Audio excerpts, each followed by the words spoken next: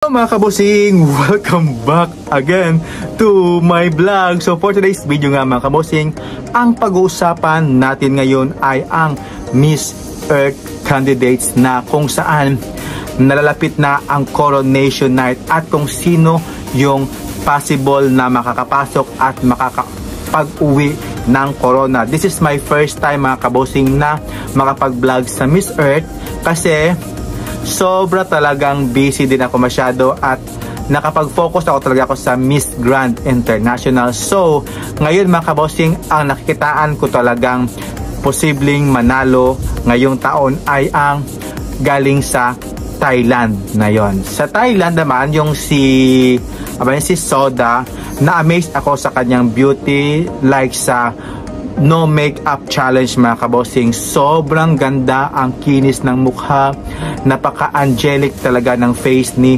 Thailand. At isama na rin natin dyan si Peru mga kabosing. Sobrang ganda din ito ni Miss Peru. At syempre yung ang ating pangbato na si Philippines na si Era. Alot no kung sino yung last name niya, basta si Era ng Pilipinas mga kabosing. Maganda din talaga itong si Era ng Pilipinas mga kabosing. At syempre yung from USA na sobrang galing din talaga ito mga kabosing at pwedeng napipisil na manalo bilang isang Miss Earth 2024 at lumalaban din talaga itong si Colombia. Wala akong masabi kay Colombia, okay na okay sa akin.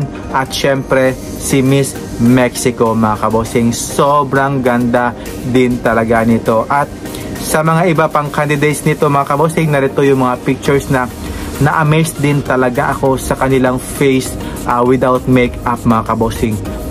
Ito talaga yung masasabi mo talagang sobrang ganda at possible winners ng makakauwi ng Miss Earth 2024. At syempre, I am hoping na for today's for this coronation night, I hope na Thailand talaga ang mananalo. Ang lakas ng dating ng Thailand ngayon mga kabosing.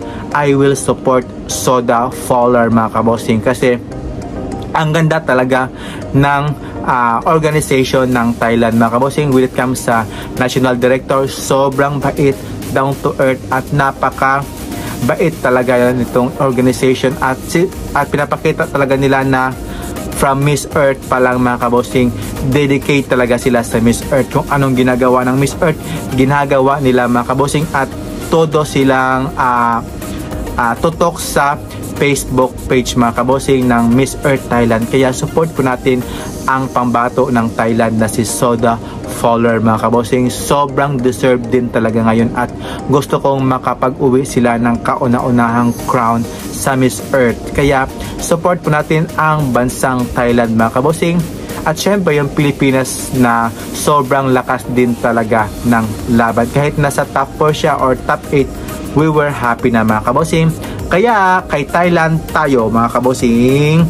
Ayan, so thank you for watching mga kabosing and please support also Miss Earth this coronation night this coming November 9 yung coronation night. Please support Miss Earth. Thank you for watching mga kabosing and have a nice day. Keep safe. Bye bye. Congratulations Thailand in advance. So Viva Thailand.